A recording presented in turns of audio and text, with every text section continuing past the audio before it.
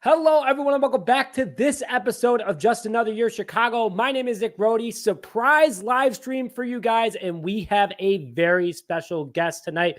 We have Herb Howard joining us tonight, who is at Halas Hall today at the press conferences. A lot of you guys know Herb as one of the best coverage guys for Bears in the entire Bears nation, and excited to have him on. Herb, welcome to the show. Nick, what's good, man? I appreciate you having me on, man. Thanks for the wonderful intro. I appreciate that.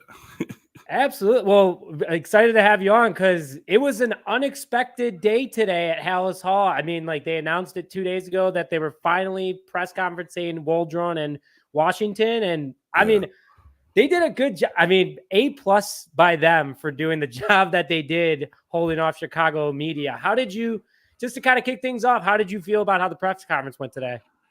I thought Coach Washington was phenomenal. I thought he was able to command the room. I thought he was just simply able to tell his story, made it a little personal with his family, told his journey, going back to being with the Bears 16 years ago and then now coming back.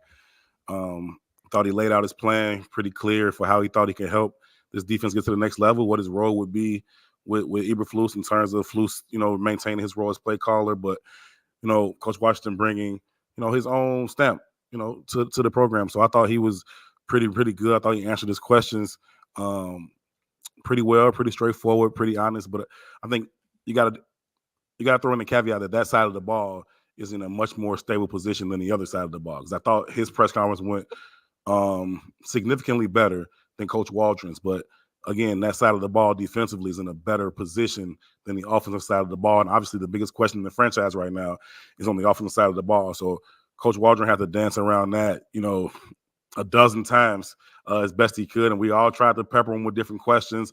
I tried to pepper him with one to try to get, some insight into, what he felt about the situation, be it Justin Fields, be it Caleb Williams, and just kind of where they are and how they're navigating those waters right now. So I thought, he did a good job of trying to dance around that. But I feel like he was a little bit more on thin ice than Coach Washington was. I'm not gonna lie. When Waldron first went on, he sounded like a little kid on Christmas. Like he was excited but nervous at the same time because he knew that the Sharks were out in the crowd. Like, all right, you know what we're gonna ask. It's a different situation, man. Chicago is not Seattle, and it's not Carolina. It's not none of that. You know what I mean? It's a different beast.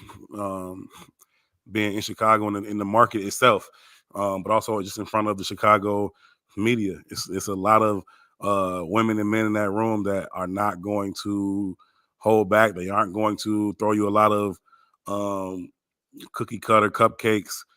They're gonna come with it. So I think he understood that. I'm pretty sure that Ryan Poles probably had him in his office before. Like, I'm going to be your pre-press conference, practice, because he probably needed that. And the last thing Ryan Poles would have wanted him to do was go up there and tip the organization's hand about what they're doing at quarterback. So not an easy position for him to be in, but I thought, partly because of that, Coach Washington just showed a little bit better in the press conference this afternoon. So, I mean, yeah, I agree with you. I think Washington, it is a cool story, and I think he's a class act, how he kind of opened up saying, like, 16 years ago, this is where it started, and it's a privilege to be back here today. Herb kind of quite tell how old his son was, though. It was like, is he 13? Is he 16? Like, he says he was confused. He's like 13 years ago. My son starts like 16 years. I'm like, how is this boy? But no, I'm pretty sure the kid's 13. But it was a little interesting how he explained it. I think because if I'm not wrong, this is just a little research I've done on the side, is that he stayed in the Chicago area while he was coaching elsewhere. So I think his family was still here. So maybe that would make sense that his kid was born in Evanston. The way he explained it, he was like, I was just transitioning out when he was born, and I was like, that sounds. But like I said, I thought he did good. I thought the personal touch was nice.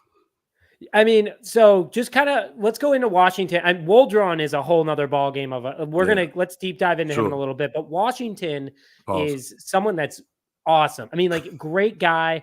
I like him a lot. I think he brings the skill that we need, especially from a development standpoint.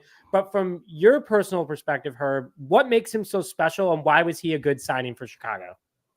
I think the defensive line history that he has, his ability to specifically work with defensive linemen. I think that is the Bears' biggest area of need right now. Talk about a 3-tech, talk about an edge rusher opposite Montez Sweat. And so that's where the Bears need the most development, the most coaching, the most attention.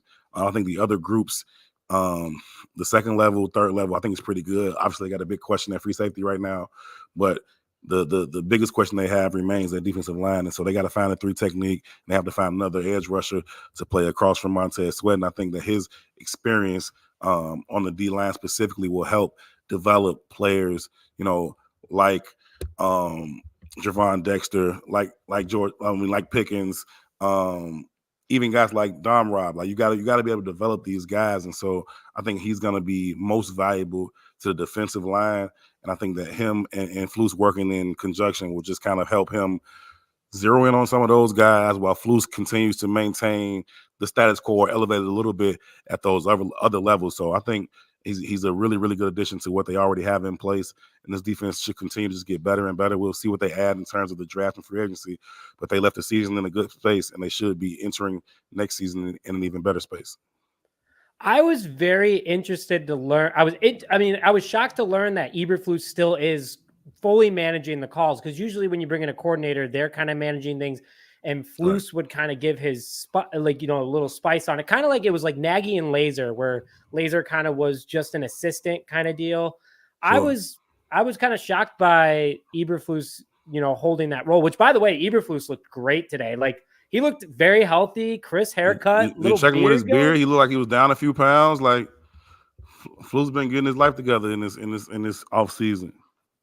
Brisker even was like, I told him he's got to do it. I mean, I don't know, man. I was when I did my video earlier on my live reaction, I think I got to do the fade on the side, because I got the mop up top like Flus.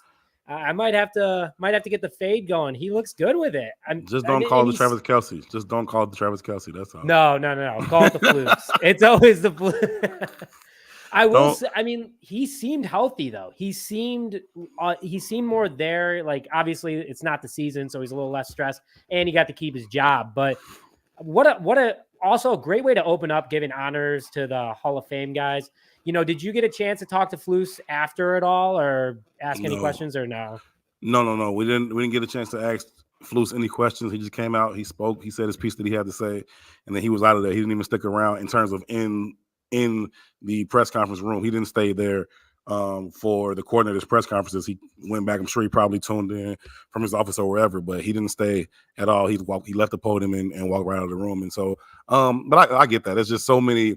If they would have opened the door for us to talk to Flus, we'd have went everywhere with that. So I'm not surprised that they didn't allow us to talk to him like that. But I thought, he's in a good spot. I thought he earned the right to come back.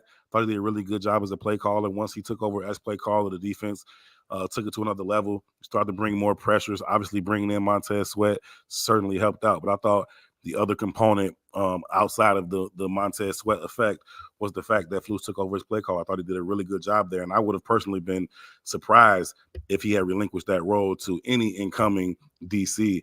For a while, I thought they may promote the DC from within, either Borgonzi or Coach Hoke. I thought they were two pretty good candidates to kind of take over as named DC, knowing that Flus would continue as the play caller. But I think bringing in Coach Washington was still a great addition. But no, not surprising to me that Flus chose to maintain his role as play caller. I get this a lot, and I'm very vocal about it. I'm happy Flus is our head coach again. I know there was, some other people that were like, no, let's start fresh. Let's give Harbaugh. Let's get all these guys. I mean, he's built a really good culture, and you being, kind of there all the time and seeing it up close. Do you believe in Flus? Like, do you think he really is got this thing under control? Yeah, I think that his message continues to get through to his players. I think that his ability to navigate those, tumultuous times last season is a big, notch in his belt. A huge credit to him. And I thought that Ryan Poles recognized that, and that was probably as big a reason for him coming back. I think you look at, the games that they lost, the 3 games that got away from them, right? Specifically, when they should have certainly won. That could have been a huge indictment on him. I think it was, but I think also his ability to navigate through those things and continue to keep the team on track. They had some injuries midseason. Justin misses 4 games. They had some other guys go down early. Jalen Johnson missed some time. Eddie Jackson missed some time.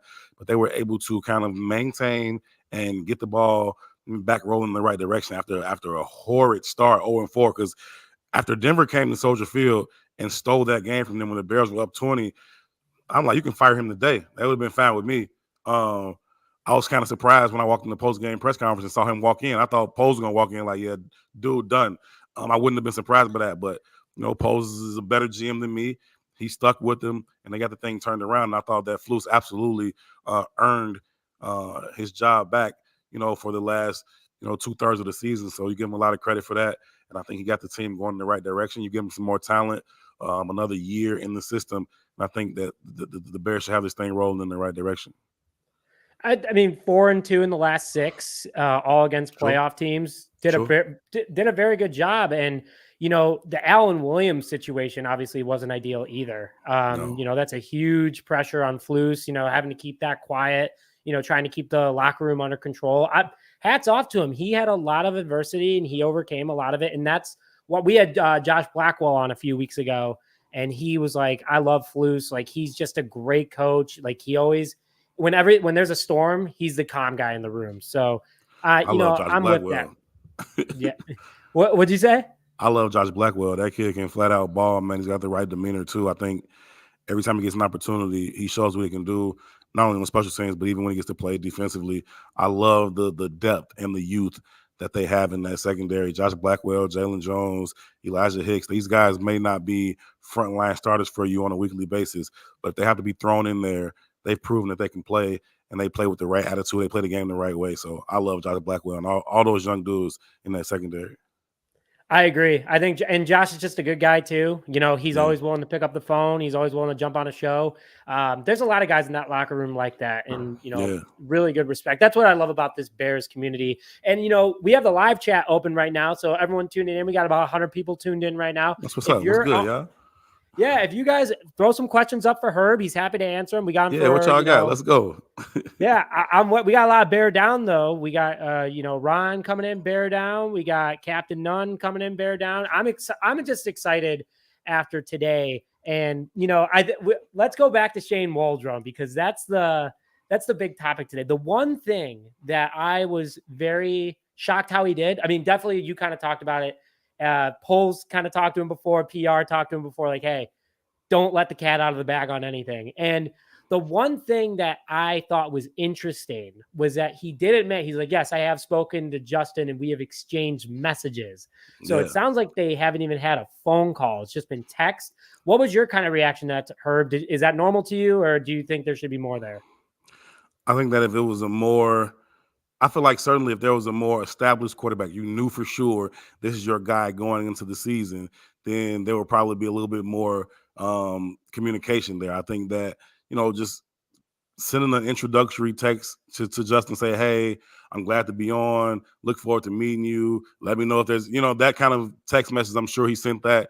I'm sure Justin responded and said, cool. You know what I mean? Like, welcome, whatever, I don't know if it went any more in depth than that. If this was talking about, again, if you're talking about a 10-year vet who's established and he's going to be here, then I would imagine you'd have done a little bit more. But I don't know for sure that Shane Waldron knows for sure what Ryan Poles wants to do. And so, I thought it's about as much communication as I expected them to have, at least exchange a text. I don't know how deep it went. I doubt it went very in depth, but you certainly want to reach out and at least introduce yourself. And I think it's great that the Bears had this conference the day after the interview with Justin Fields and the St. Brown brothers that, was dropped yesterday. How do you think that came into effect? Keeping that in the back of your mind while they were asking him questions, especially about Justin. What was your reaction to the St. Brown interview as a whole yesterday? Yeah, I mean, Justin's a human being. I think we all are. I'm tired of talking about this. You know what I mean? It's been every day since the season ended, even before the season ended. We talk about when Justin first came back from injury. It's like, okay, he's got 7 games to prove that we shouldn't take Caleb Williams, right? And so I think that he's just a person. And if I'm tired of talking about it, I'm sure he's tired of seeing it, hearing it, reading it. And he's the person that this thing is centered around, right? It's not me, and I'm sick of it. So I know he's tired of it. And I think it's only a natural human thing to say, okay, I'm turning this thing off.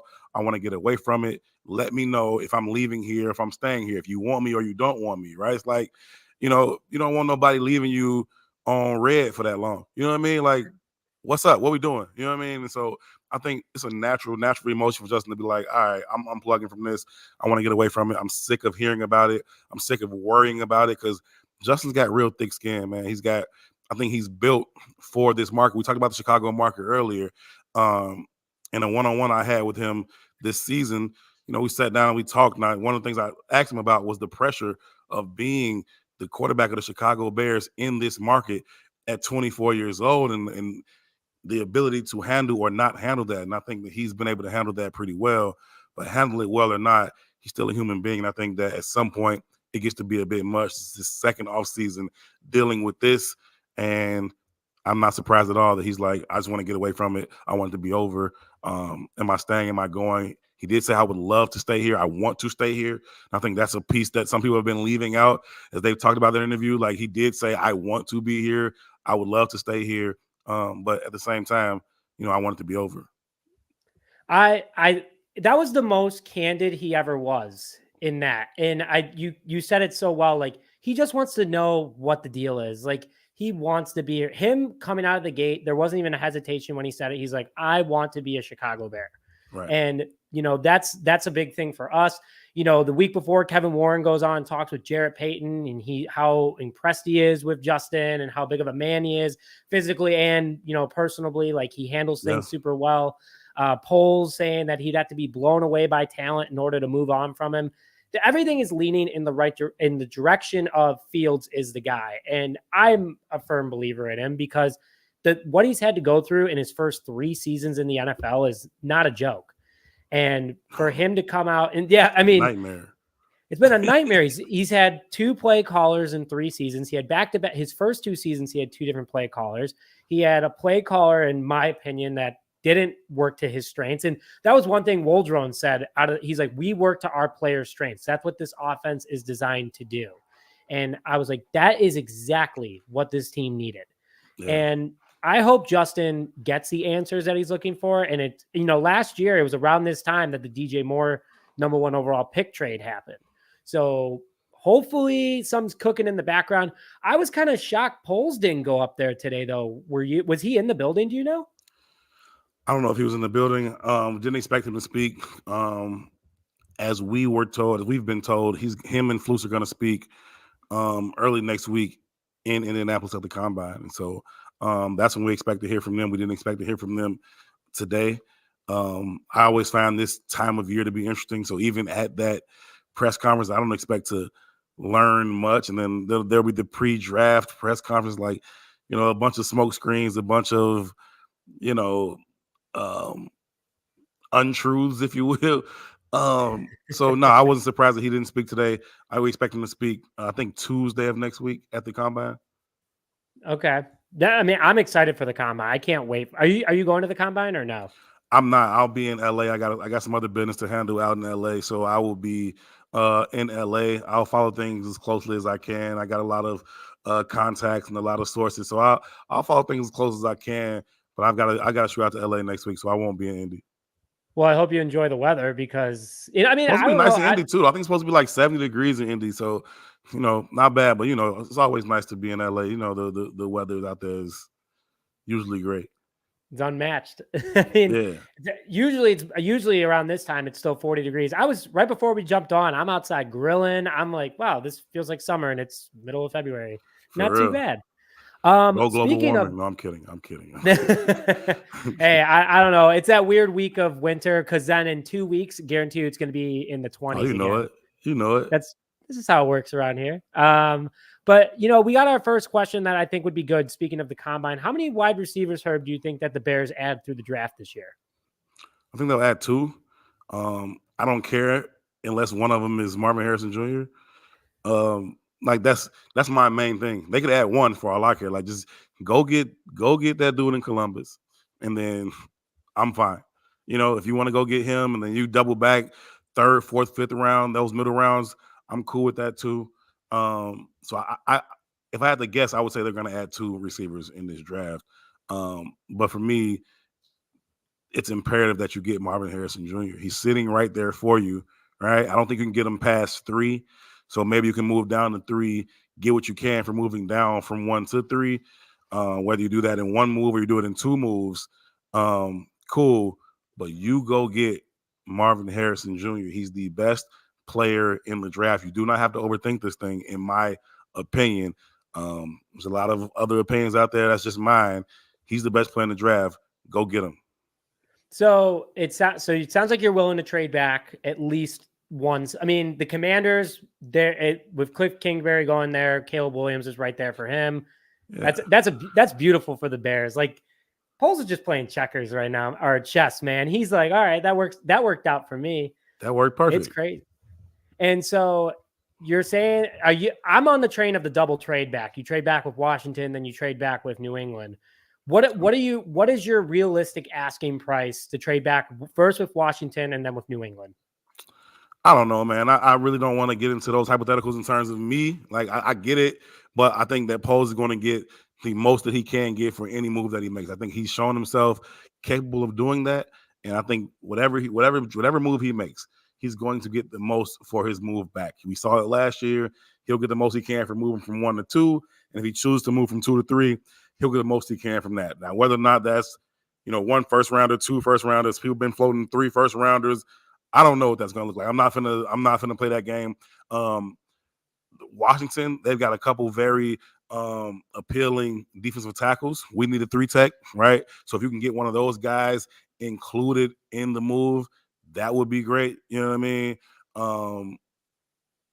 New England, I don't know what you're looking at there, but you drop back again. If you get to 3 and you still have the opportunity to take, in my opinion, again, the best player in the draft, you take him, and then you move on from there, decide what you're going to do at 9. You're going to pick somebody at 9, whether you want to go offensive tackle, whether you want to go Brock Bowers, or you want to move down, or you want to double up at wide receiver at the top of the draft, and you go Rome Odunze. Like that. If you want to do something like that, I won't knock that either. I don't really see that happening.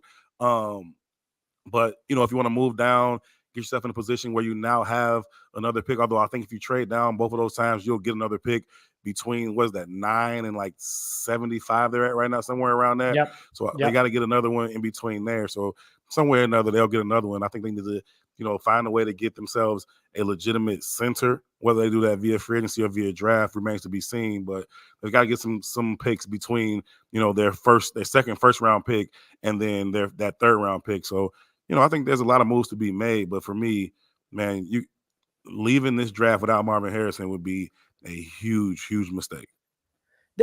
So we have a question following up, but I want to go off what you're saying. I think we only have 6 picks, and yes, 2 of them are within the top 10, but you can get another 3-4 picks between 9 and 75 if you trade back correctly. And this draft is stacked with every position that we need. We need wide receiver. We need edge. We need defensive tackle. We need safety. This draft was meant for that. And I am pounding the table. I'm with you, Herb. We need to trade back. We need to get more. Go get you 6 picks in the first 3 rounds, man. Like that. Like, why not? A lot of people listening right now. I mean, I'll send it to you, Herb, if you have a minute to listen to it. But maybe when you're on your way to LA, I did a trade back where we actually get 11 total picks, and we still get Marvin Harrison Jr. Like, come on, that center Jackson Johnson Jackson Powers Johnson. Yeah, I like him, but I'm not willing to take a center in the first round unless it's available. I like Cedric Van Prom from Georgia, Zach Frazier from West Virginia. I mean, I am all on the train though of getting Lloyd Cushenberry if he hits free agency. Yep, that works too. Because we had the money. We have $70 million. We got to pay Jalen, obviously. Yeah.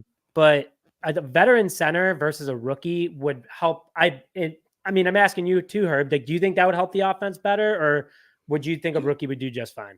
Especially if you plan on going with a rookie quarterback, right? You can't. I don't see a scenario where you really want to go into a critical season. I think for Flus, this is a critical season.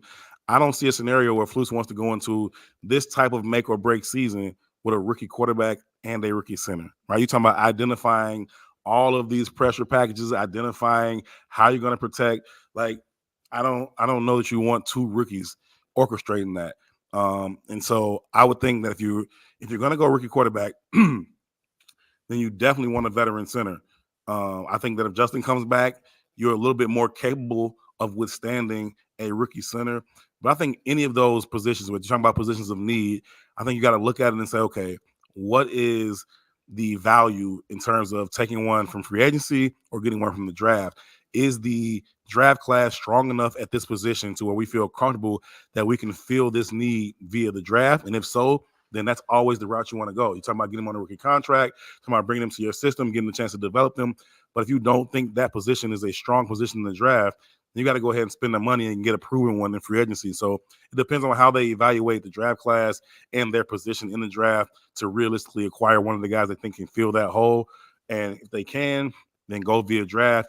If you don't feel comfortable and confident about that, then go ahead and get a proven guy in the league already and fill that need. I mean, it's so crazy too. Number one pick back-to-back years.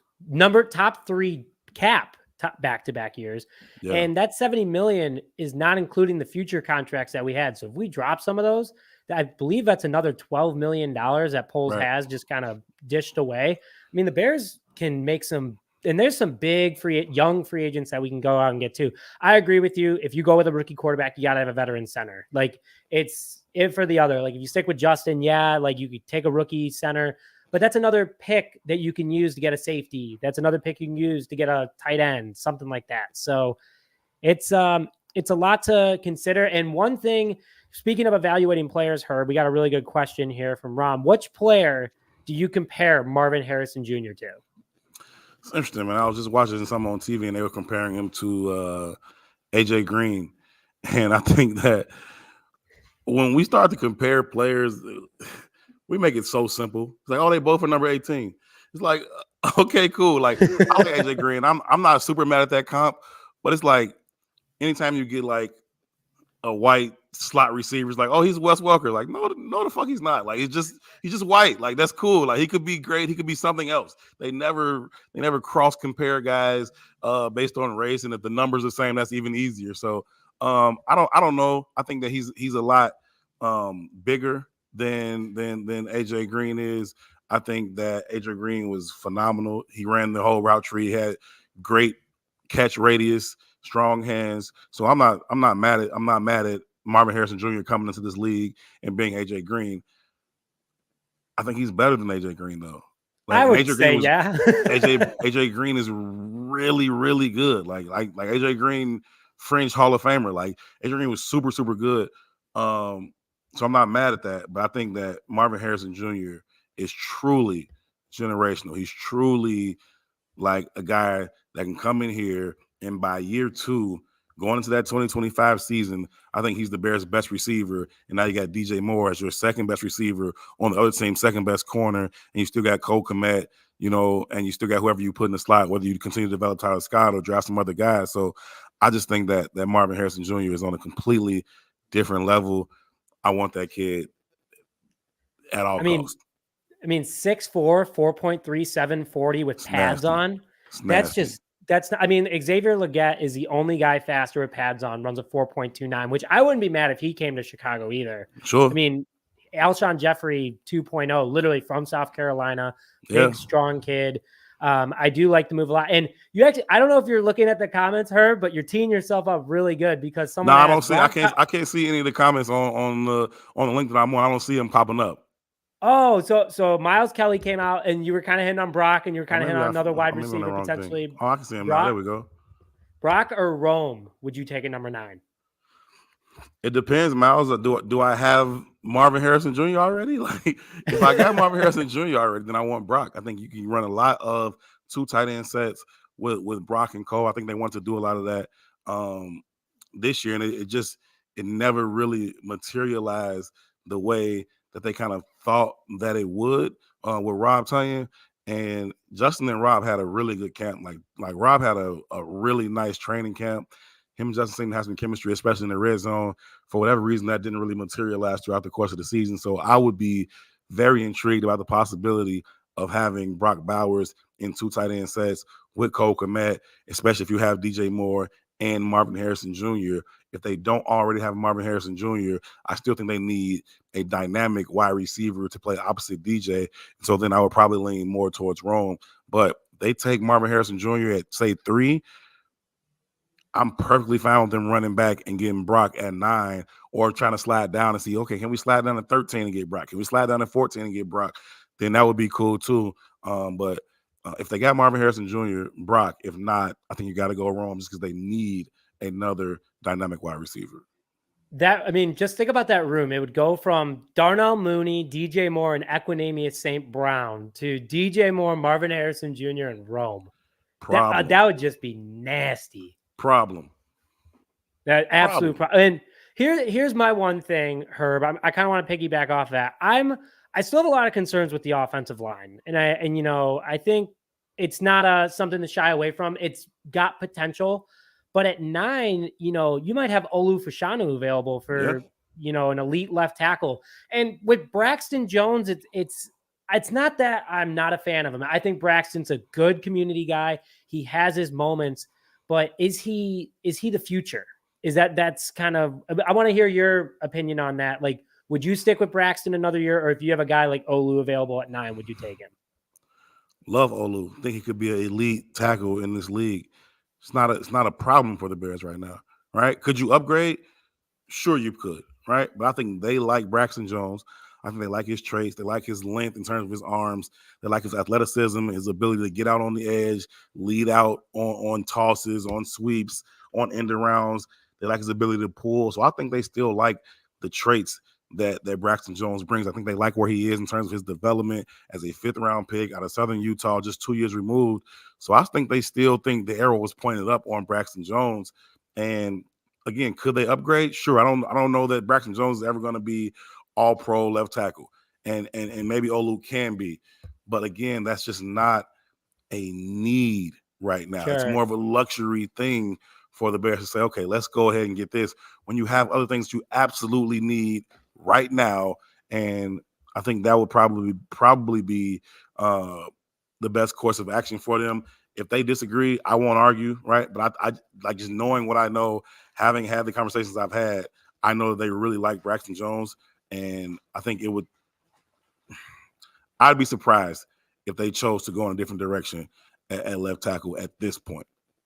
Well, do you think Jones could play guard if they decided to move him maybe into a guard position? Or do you think he's truly just a left tackle? I don't think there's a space for him at guard. I think that Tevin Jenkins is going to play guard. I think they may consider the idea of moving him over to the right side and having a right side that features Tevin and Darnell. That would be nasty, formidable, and just a mauling right side. They paid Nate Davis. People like, I don't like Nate Davis. I don't care if you like him. He's going to play. They paid him, right? He had a rough season. He had some injuries. He had some off-the-field issues. Hopefully, he has a smoother offseason. He comes in a little bit more ready to go. But they paid him. He's going to play at least this season. He's going to be 1 of 5 this season. And Tevin Jenkins is also going to be 1 of 5. And so unless you talk about moving one of them to center, I don't know if there's a space at guard. But I think, again, they like Braxton's traits at tackle. They really, really do. They've liked them since, they took him in 22. They liked him then. I think they still like him now. So I wouldn't be shocked because of the talent that's available. There's a couple of tackles at the top of this draft that are very, very intriguing, 2 or 3 of them. So I wouldn't be shocked if they did that, but I do know that they like Braxton Jones, and I think they would probably view that as more of a luxury than a necessity. No, I just had to ask because, like, you do have some pretty – you have some legitimate left tackles in this upcoming – Joe Alt. If we needed a left tackle, I'd be like, Joe Alt. I need him. Yeah. Like, that guy is 6'8", 310 pounds, and he plays like a tight end, but he blocks like a left tackle. Like, it's legit. Crazy. You may be able to get you a Joe Thomas in there, plug him and play for the next decade. So I don't have any argument against that. I know they like Braxton Jones, and I think there's a lot of good in Braxton Jones, and I think he's only going to continue to ascend. So again, I don't think he's ever going to be, first team All Pro, but I think he's going to be very, very serviceable. Who's the last? Remember Charles Leno Jr., right? He came in there. God. And we didn't like him, right? We were like, he's not good enough. I did not. But, I wasn't a fan of him. But Nick, he showed up. He played 16 games every year. He was there. Right. He was serviceable. The Bears didn't want him. He went and got himself a long-term deal. Who gave him that? Washington Commanders. Or Denver? Washington. Commanders. So they went ahead and gave him. They went ahead and gave him a deal. He continues to play out there. So listen, everybody not going to be a All-Pro, but can you be serviceable? Can you show up every Sunday and compete? And I think that. Once Charles Leno was gone and we had a couple struggle years, there's like, oh, dude wasn't that bad. And I think that you might, find yourself in a similar situation if you decide to go away from Braxton, albeit you're going to go away from him for a guy that has potential to be an All-Pro. So, I'm not super opposed to it, but I think they like him and I think he's serviceable. What do you think? So we were talking about Montez. I mean, we talked about Eric Washington. He's worked with guys like Von Miller, Brian Burns, who's going to be a potential free agent. Bears need an edge still, maybe taking one. And I really like Dallas Turner or Jared Verse at 9 as well. I mean, trade back. I like your trade back. I actually did that trade back a couple days ago on a video where we traded back 9 to 13 with the Raiders and got 44 as well. So, you move back a little bit, you still get a top player. I really like Jared Verse. So I think him and Sweat would just be nasty on that defensive line, especially the rotation of him, DeMarcus Walker, and Verse. Maybe even get Dominique Robinson Darius Robinson from Mizzou. Any of those guys would be great. But would you? Ron S had a really good question, and that's kind of what I'm getting at here. Which positions do the Bears need to be addressed in free agency and not the draft? Would you go through edge through free agency because of the Brian Burns thing, or is there anyone else that stands out, or what would you do? So, Ron, I ain't gonna lie to you, man. People like Nick, people like Swift do a lot more pre-draft work on these prospects than I do. Now, I'm not finna sit and watch 1 million hours of tape on college kids and only 5 of them are gonna end up here. I'm not doing that. I appreciate everybody who does. So I can't sit here and tell you I know every little detail about all of these positions coming out of the draft. That being said, I think that, Ryan Poles certainly has the resources. He certainly has all the scouts to be able to evaluate all these positions, and then they'll rank them in terms of strength, position by position. What's the strongest position in this draft? What's the weakest position in this draft? And based on where our needs fall on that scale, then we know we got to address those things via free agency. Any ones that you feel you can address in the draft, go that route because it's going to be a lot cheaper, right? You talk about Montez Sweat making $100 million. You're going to pay Jalen somewhere around there, right? Or you're going to franchise tag him, which is 50-50 on that. Either way, you want to try and fill as many of these holes as possible with as least money as possible. And so if you talk about a draft, which we all know, I know that much, there's a lot of talent in terms of edge rushers, right? You talk about, Alabama, Missouri, kid from UCLA. There's a lot of talent at edge rusher right now. So I think they should be able to find some talent at edge rusher opposite Montez Sweat. You already invested $100 million in that position. You want to get the other guy on a rookie deal if you can. So I think they would probably want to go that route more so than, paying a Brian Burns or getting a 1 or 2 year rental like a Von Miller or something like that. I think that they should probably, in terms of edge rusher, look at it via the draft. Free agency with the center, we talked about that. Depends on which route you're going to quarterback. In my opinion, if you go rookie, you got to go veteran at center. So it just depends on how they evaluate these things. They need center, wide receiver, 3 tech, edge rusher, free safety. Those are the 5 things that they need in terms of starters, and how they evaluate the ability to fill those holes via free agency or the draft will dictate, how they move. And we'll know, obviously, the free agency before we know about the draft. But, those answers those questions will start to be answered soon enough. I won't sit here and act like I said, Nick, you do way more work on that stuff than me. So I'm not going to sit here and play like I know. Well, Ron, I appreciate that, Herb. But Ron came back and said, you can lie to him. It's okay. Never, Ron. I ain't never gonna lie to you, man. I'll give you my honest opinion. I'll give you my educated, informed opinion. I got a little bit more access than you may have, Ron, but so I'll give you my informed opinion, but I ain't gonna lie to you. Well, I appreciate that. And I think everyone watching, I mean, we got 160 people in here right now, Herb. I mean, What's up, y'all? we got the squad in here tonight on a Thursday. Usually this was a surprise. So everyone's like, whoa, we're not used to this. So obviously we appreciate you coming on, Herb. Do we have you for a couple more minutes? Can we ask you some more questions? No, we good, man. We good. All right. All right. Well, keep the questions coming in, guys. I got one for you, Herb. One thing that I think is and you're speaking about positions of weakness, what the Bears need, what's in the draft. One thing that I think is so overlooked that we truly do need this upcoming year is a punter. I like Gill. I think he's a good locker room guy. I mean, he seems to gel really well. Like you see him and Scales, and Santos always taking good pictures, but he was statistically the 30th out of 32 punters this past year. Yeah. And it's not like his rookie year was amazing. He had a down year. It's been consistent. And you have Tommy Townsend looks like he's going to be out of Kansas City because they just brought in that new punter. On top of it, we have a couple good punters in the draft. Is that something that the Bears you're worried about, or would you stick with Trenton Gill one more year? There are so many other factors into a punter having a good year, right? And so you look at the statistics at the end of the season and say, okay, what was the net? What was the average? And it's like, okay, I see that, right? But I also I didn't really go through a whole lot of games and watch the games and be like, damn, Trent is really missing a lot of punts. Like he's really putting us in bad situations with terrible punts. He's shanking them off the side of his foot. He's leaving them short. He's booming them into the end zone from the plus side of the field when you need to hang them up. I didn't really see a lot of that. There are so many other things. You talk about the offense being able to move the ball a little bit, put him in position to where he can get more inside the 20.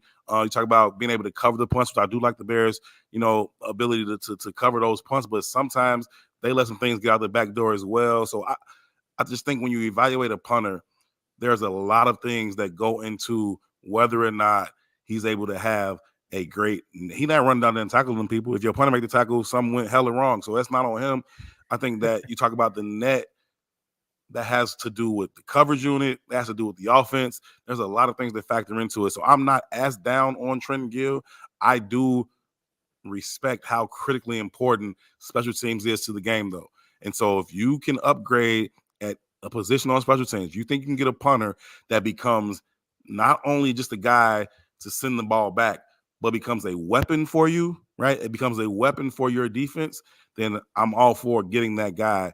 I don't want to sit here and completely indict or denigrate Trenton Gill because there's just so many things that need to go right for a punter to have that level of success statistically, right? Now, you watch the game, you can just see in the game, is he costing us yards here? Is he costing us points here? And sometimes you can say, yeah, that's true.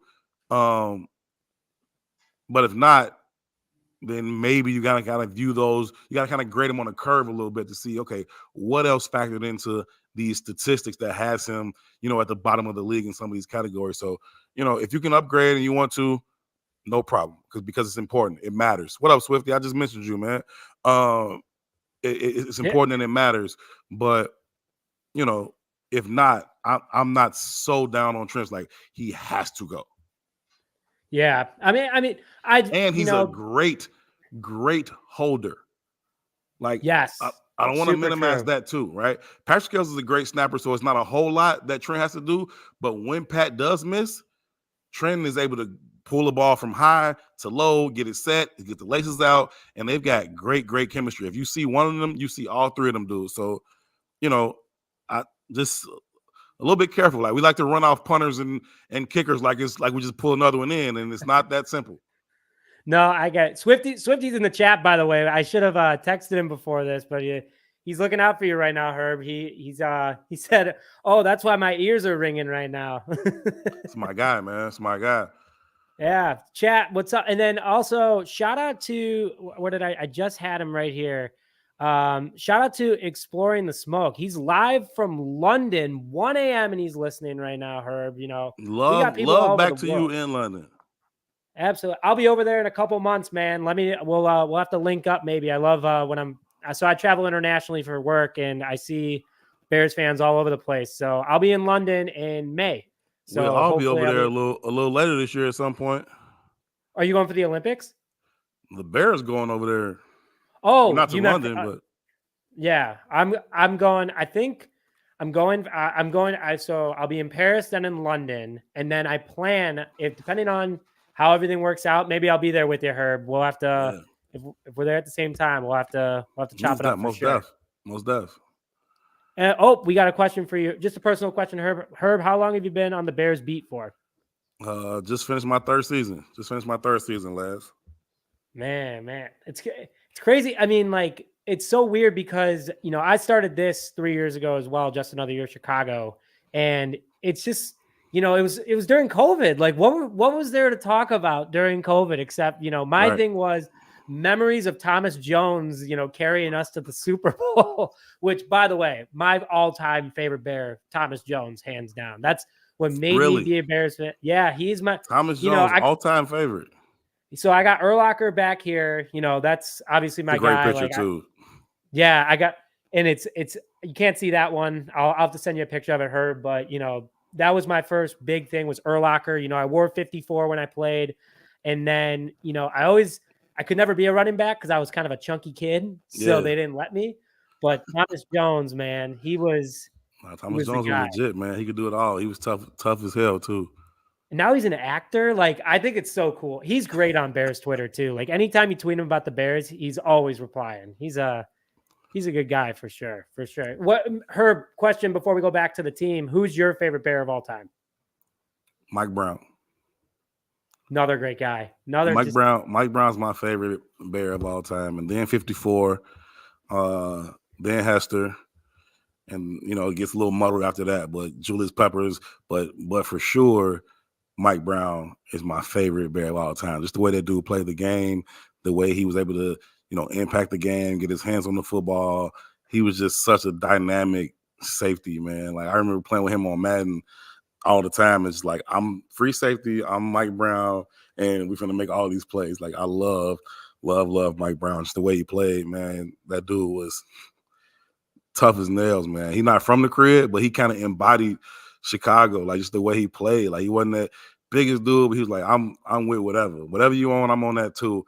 And he could hit, he could cover, he could intercept it, he could tackle, whatever you need. I'm Mike Brown for sure. My favorite Bears player.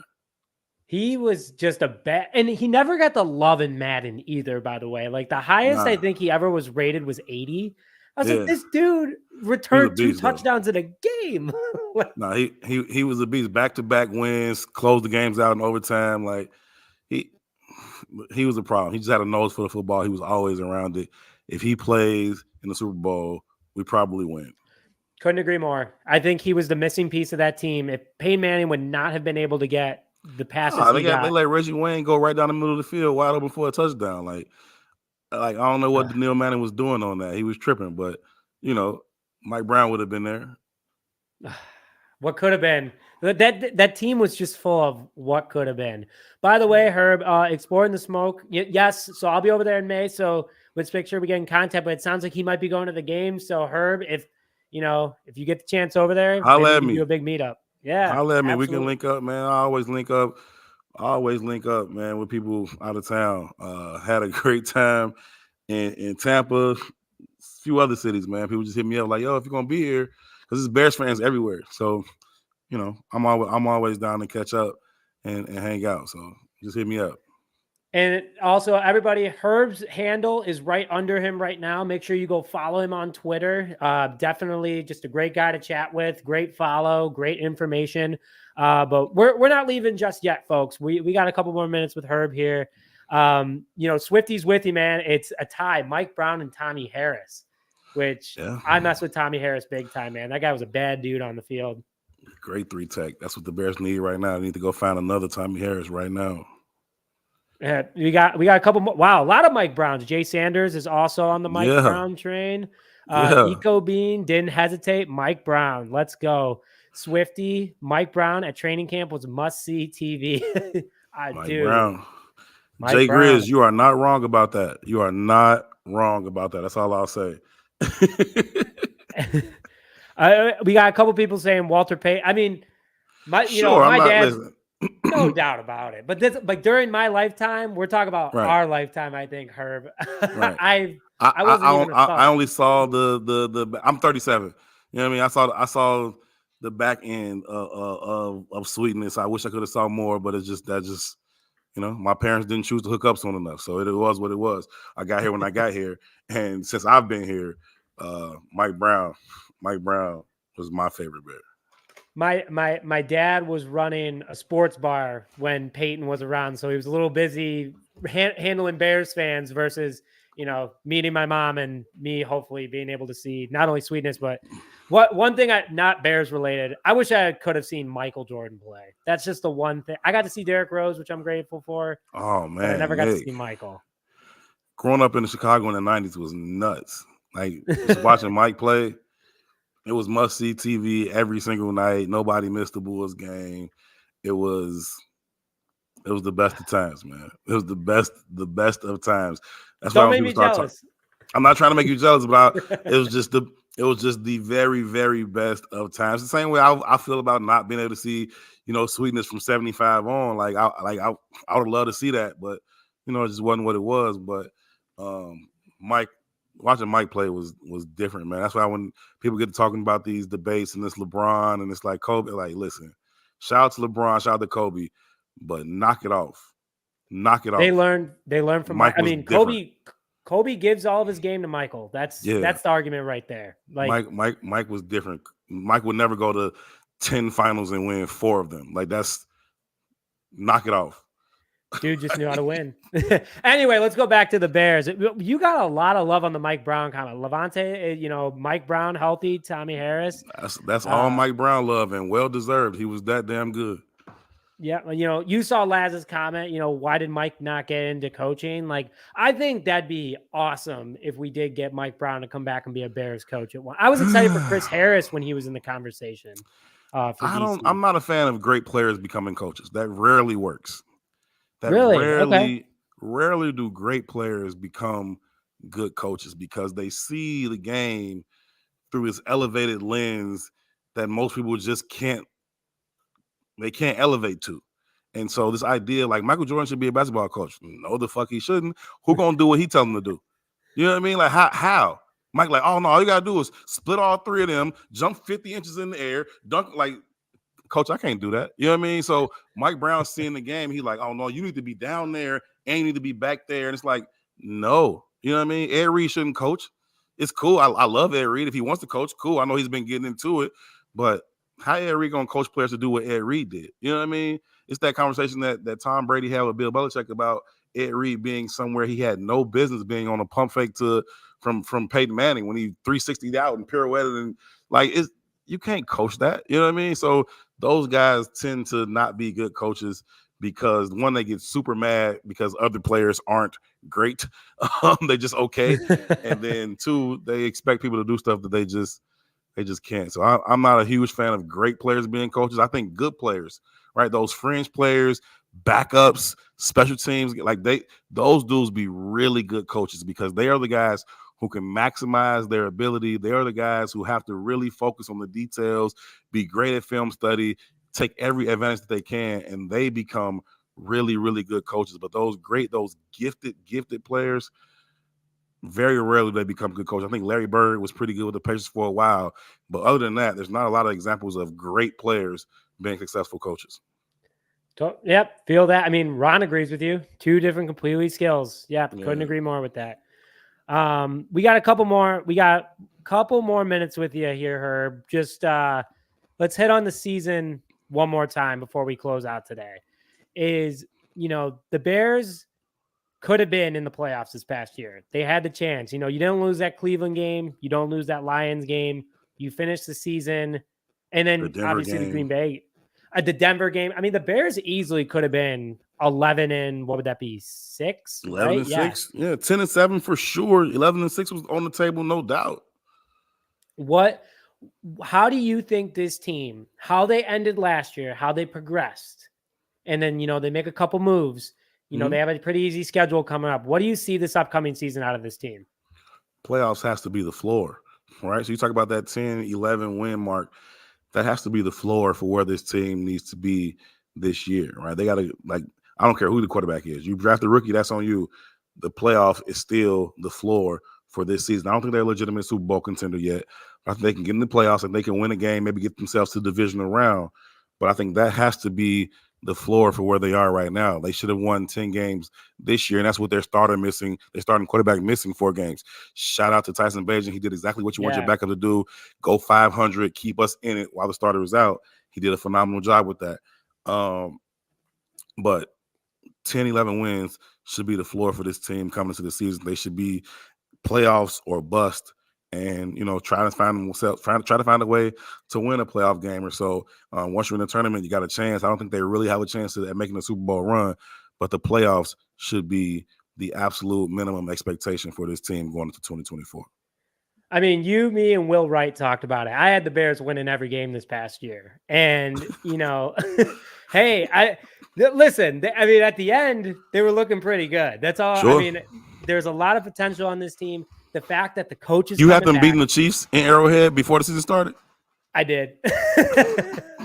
I was drinking the Bears Kool-Aid, man. I was like, okay. Well, because after they lost to the Lions on opening night, I was like, all right, there's a chance. Like, there's that chance. Like, anyone can beat this team. But then we found out the Lions were pretty darn good because we ended up beating the Lions.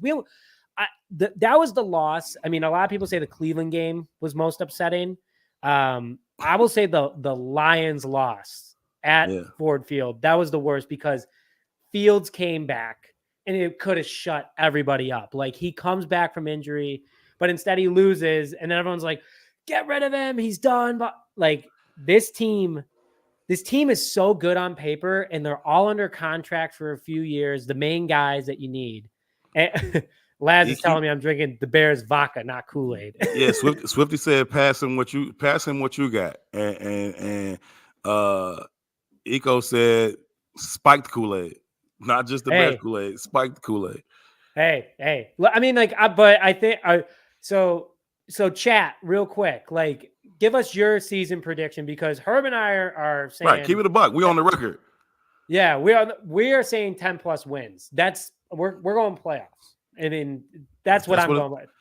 That's what it's got to be this year, man. I remember asking Ryan Poles before the start of last season about asking to give me a percentage of holes he thought he filled on this roster coming into the 2023 season. To his credit, he gave me his honest answer. He's like, I think we filled 75 to 80% of the holes on this team. So we got about 20, 25% left to fill.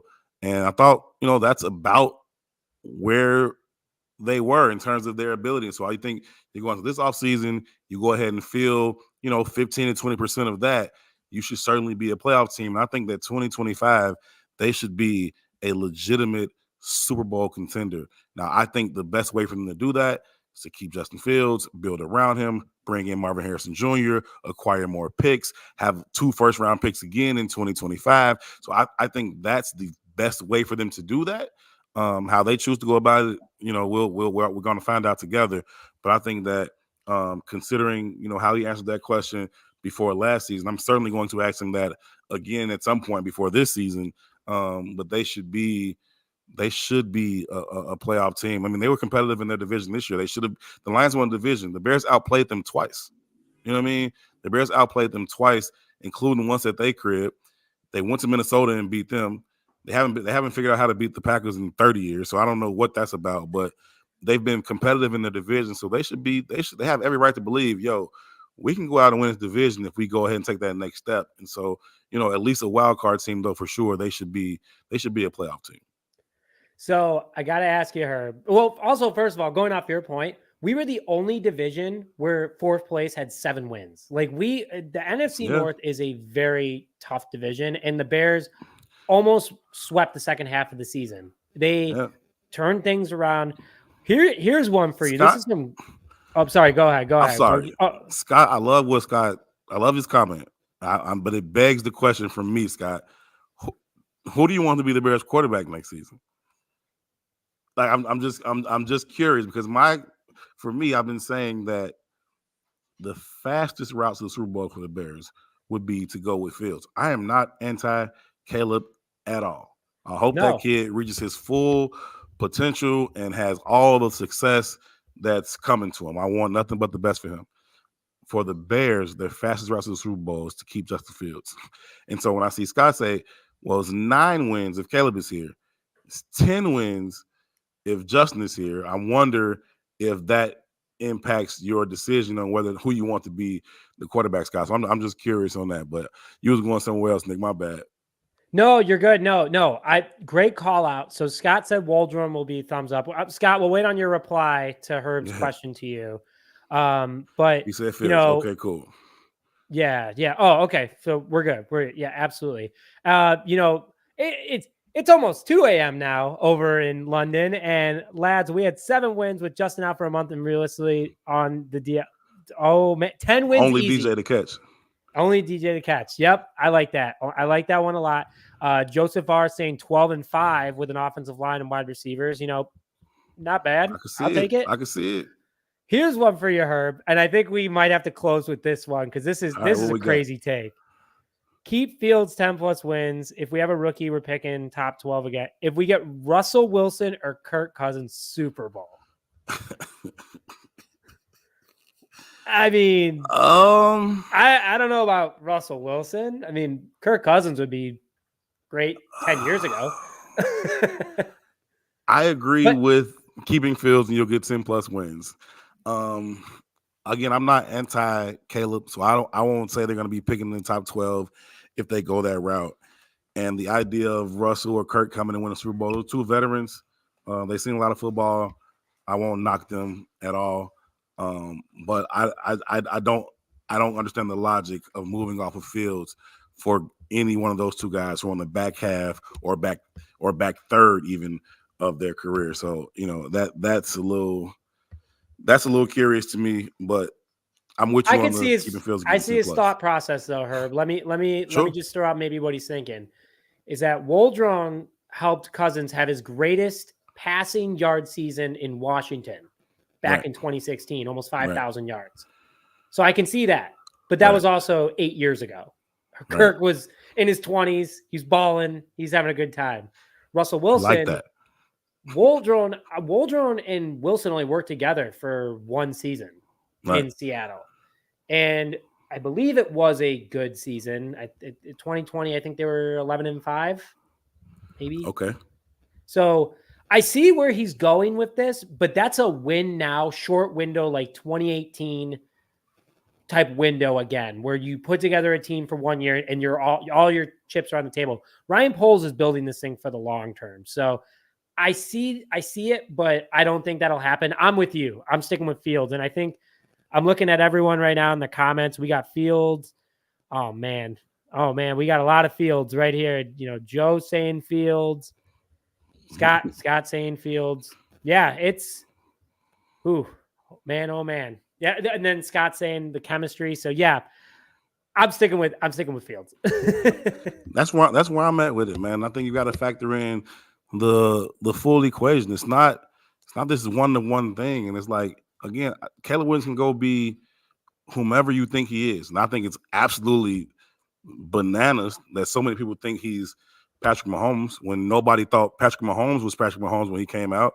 So that's just super wild to me that you think there's this Mount Rushmore caliber quarterback that's going to come out of the draft right now. Okay, cool if you believe that. I don't believe that. You look at the guys who are my Mount Rushmore is Tom Brady, Patrick Mahomes, Aaron Rodgers, Joe Montana. Tom Brady went 199th, right? Patrick Mahomes was the 4th quarterback taken in his class. Yep. A-Rod went 23, 22, 23. 23. Right? So this idea that you can identify these Mount Rushmore-esque quarterbacks is crazy when you didn't identify 3 of the other ones, right? But now you're like, for sure, this guy is one. It's like, we've said that so many times about so many quarterbacks, and there's just no exact science to it. I'm not rooting against him. I want him to succeed. But I don't believe at all that anybody can say for certain that he is Patrick Mahomes. You didn't even say that about Patrick Mahomes. So, that's just where I'm at with it. I've seen enough from Justin. I know the kid can ball. I know he can make all the throws. We all know he can make, electrifying plays with his legs. He's a great leader. He works at it. He wants to be great. He can handle the pressure of this market. I don't think that's their problem. So that's why I want to stay. I'm with you. I think that at the end of the day, here's my whole thing. And I want to hear, this is my last question for you, Herb. And seriously, thanks for staying on as long as you have. This has been a ton of fun. It looks, and good, everyone's man. having fun in the chat. Yeah, man, absolutely. We'll have to do it again soon. My thing is that I feel like the Caleb Williams supporters are way louder than the Justin Fields supporters. They have to pound the table that Caleb Williams is the guy. Like, he is the answer. Sure. Justin Fields supporters, is like the silent majority in this situation. They, and I love it because I love talking about it. I love people saying it. And I love watching people lose their minds. Like, it's got to be Caleb Williams. The dude has not even taken an NFL snap. I'm not saying Justin Fields is an all-star quarterback, but if you look at Fields' stats last season, Herb, from 13 games, he missed 4 games. Right. He had better stats, passing, running, touchdowns, interceptions, QBR, and yards per carry, and rushing touchdowns than Michael Vick did in his best season with Atlanta. But no one's talking about that. That's winning football. That's winning football. And winning football. And the amount of games that, and Fields went out and said himself, he's like, the refs stole a couple games from us. He talked about the Pittsburgh game specifically. Yeah. I mean, it's true. The kid knows how to win. The kid is a winner. His record might not show for it, but look at the team that he had last year. Look what he did a year later, and with 2 separate playbooks, and he still performed. I said this before somewhere. I don't remember what show I was on, but it's like you dangling this shiny toy in front of people's faces. And so like, ooh, new shiny toy. And now here we come in there as the responsible parents, like, you already got a toy. Just clean up your room and you can play with it. And they're like, I don't want to clean my room. Just give me a new toy. It's like, okay, but if you don't clean up your room, you ain't going to be able to play with that new toy any better than you can play with this toy. So it's like, this toy is perfectly fine. But you got people just dangling this shiny new toy in people's faces like, ooh, I love that new toy. And it's like, okay. You know what I mean? If that's what you want to do, go right ahead. And then watch Marvin Harrison go average 1,400 yards for the next 8 years. And then watch Justin Fields go take Pittsburgh to the Super Bowl this year. And it's like, I don't have time. Like, I'm gonna sit here the whole season like this, nigga. I'm like, I won't root against Caleb. He gets here, I will root for him very, very hard. I'm a Bears fan more than I'm a Justin Fields fan. I'll root for whomever is that quarterback extremely hard, and I'll be very fair to the kid in whatever questions I have to ask for him, and very pleasant in whatever interactions I have with him. I just don't think that's the best way forward for the Bears, and I think that we're going to see somebody appreciate Justin's talent and build a system around him. And you also, for sure, even more certain, you're going to go see Marvin Harrison Jr. win Rookie of the Year and be like a rookie Pro Bowler and go crazy. Thank you. And also, you said the best thing possible is that if Caleb Williams, we are Justin Fields fans, but we are bigger Chicago Bears fans. And also, if Caleb Williams is whoever the starting quarterback is for the Bears next year, it could be Tyson Bagent. It could be Rex Grossman coming out of retirement. I've rooted for Jonathan Quinn and Craig Krenzel and Moses Moreno and Henry Burris. And I've rooted for much lesser quarterbacks. So I ain't got no problem rooting for Caleb, right? I'm cool with that. No, he's a Bear. Whatever. Whoever you roll out there, that's who we rolling with. There have been players where I've been like, I wish you weren't a Bear, but you are on this team and you are a Bear at the end of the day to me. And, I just want the best. And I think that's just that's the thing is that as Justin Field fans, we can say that, but Caleb Williams fans is like, they're done with Justin. They're checked out on him, and they could be, and I hope they are really disappointed when we trade that number 1 pick and Justin's the guy. They're going to be disappointed because they have been so demonstrative and so rude and so nasty about their opinion. It's like, if you don't want Caleb Williams, then you're an idiot and you're stupid and you're like, it's like, what? Like, what? You know what I mean? It's like, okay, cool. You know what I'm saying? Sorry, he's not even on the team. Like, bro, it's mind blowing. But you know, if in fact they go that route and Justin goes crazy, or they stick with Justin, Justin goes crazy, they'll have a day where they're like, ooh, maybe I shouldn't have went so hard about that. When Fields is holding the Lombardi Trophy, I think we should go through, or someone, like Deke or somebody is going to keep a bunch of read receipts on people. I should have kept receipts, but I'm not doing that. But you know what? I'll say this. Have you heard anybody since the season ended, or even over the course of the season, remind us how much they loved Bryce Young coming out last year? Because there were some pro Bryce Youngers, right? Last year, it's like, oh, you got to take Bryce Young from Alabama, get rid of Justin Fields. Now, all of a sudden, nobody said that, right? Nobody had that opinion. It's like, no, I heard y'all. I remember. I mean, I still like. I wanted Strode. I mean, I wasn't a Bryce Young guy. I liked Strode if we did go in that direction, which would have been great. But we had Justin, and he did great. Yeah. It is crazy. The comments are going nuts. You got, also, by the way, like, we've had over 130 people on here for the entire time. So shout out to you guys for staying in. We really appreciate it. Shout out to y'all for sure. This has been a ton of fun, but dude, I want people to know nothing is a for sure thing. Like, if Mahomes would have came to the Bears, who knows if he would have been Patrick Mahomes? Mitch that's not how it works. Everyone's a talented athlete. You are a Division I athlete. You go to the NFL. You are the 1%. For sure. Just the position and luck that you get in. Whew. It's going to be fun this year, man.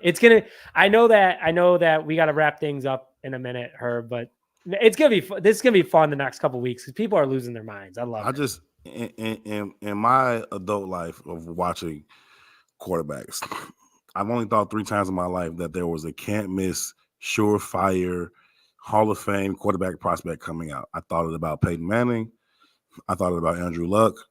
And I thought it about Deshaun Watson. That's the only 3 times I've ever thought that. And for us to have that idea about somebody every single year, or you just look at the fact that the Indianapolis Colts, those 3 quarterbacks I named, the Colts had 2 of them, right? They hit that lottery twice. It netted them 1 Super Bowl in 20 years. 1. Like, even if you get them, it don't mean nothing. Against us. But even if you get them, it don't mean nothing. It doesn't guarantee you anything, right? So listen, build the best team you can and roll out with that. I'm with you, man. I think we should let's end on that because the comments are blowing up. And love it. First of all, want to thank everyone watching. This was a great time. This was the best live stream that I've ever had.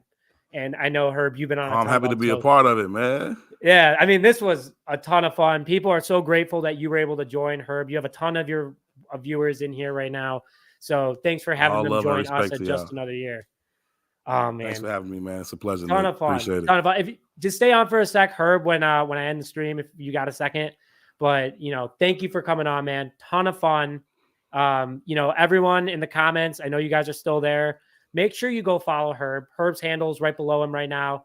You guys got to follow him. Great insight, great reports, has great interviews. But, Herb, we're definitely going to have to do this after the draft and see. After the trade, I'm going to text you and I'm just going to screenshot. I'm just going to screen record part of this. Just a little bit of a shoulder shrug. Let's do it. Let's do it. Well, thank you, everyone, for tuning in to this episode of Just Another Year Chicago. My name is Nick Rohde. As always, thank you for tuning in with Herb Howard, and we'll see you guys next time.